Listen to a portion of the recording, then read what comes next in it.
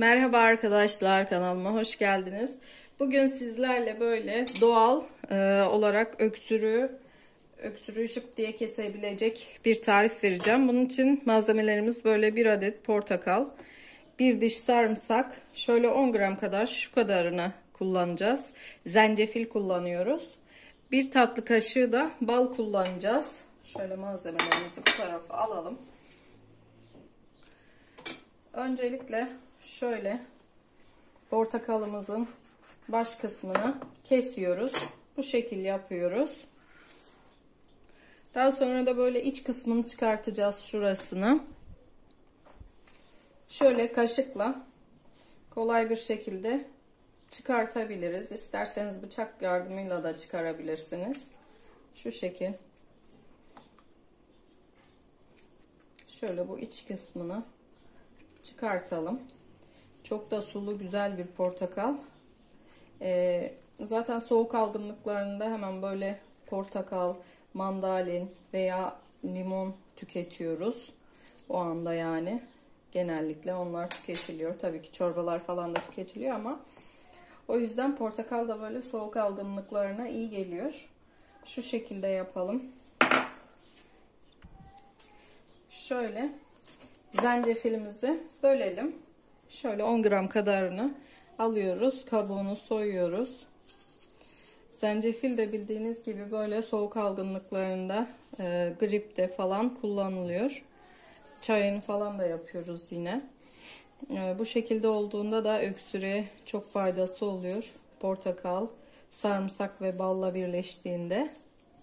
Bu şekilde. Oğlum benim çok öksürüyor. Onun için yapıyorum ben de bunu. İnşallah iyice geçirir. Bu da şöyle bıçakla bölelim. Bu şekilde küçük küçük parçalıyorum.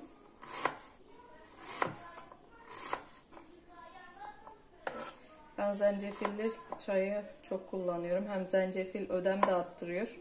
O yüzden zencefilli çaylar yapıyorum ben kendim için. Şöyle sarımsağımızı da doğrayalım küçük küçük. Şu şekil. Sarımsak da doğal bir antibiyotik zaten arkadaşlar. Tek başına da böyle çok faydalı. Mesela sabahlara aç karnına yuttuğunuzda veya çiğnerseniz fark etmez işte. Vücuda çok faydası var. Doğal antibiyotik görevi görüyor. Şöyle kaşığımızla bunları şöyle içerisine bırakalım. Yerleştirelim.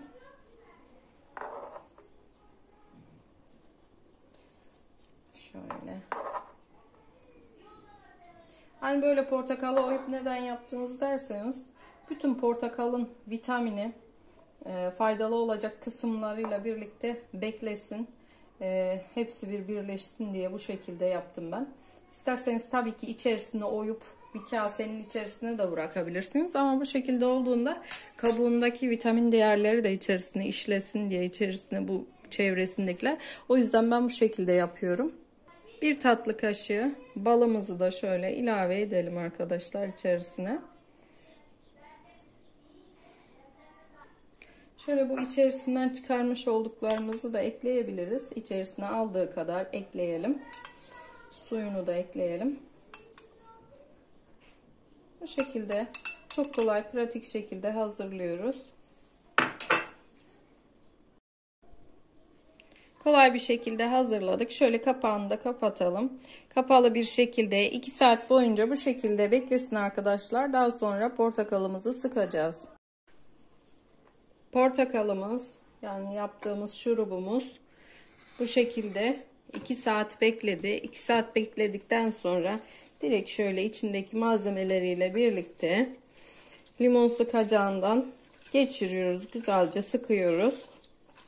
Suyunu, tortunu bu şekilde sıkalım. Şöyle güzelce sıktım ben içerisini.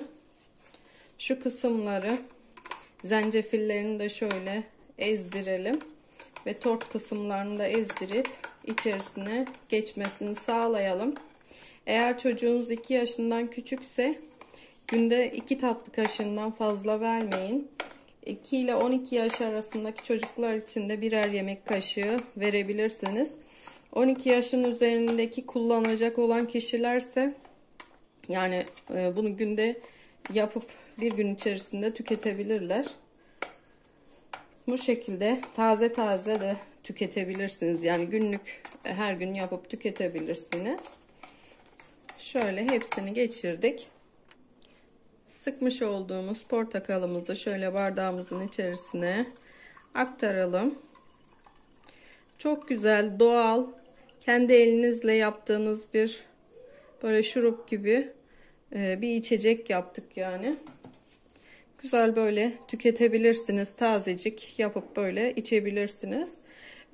Portakalın büyüklüğü fark etmez arkadaşlar. Ben şöyle orta boy bir portakal kullanmıştım. Diğer ölçülerini aynı şekilde kullanabilirsiniz. Sağlıklı günler diliyorum. Kanalıma abone olup bildirim zilini açarsanız yeni videolarımdan anında haberdar olabilirsiniz. Beğeni ve yorumlarınızı da bekliyorum. Takipte kalın, hoşça kalın.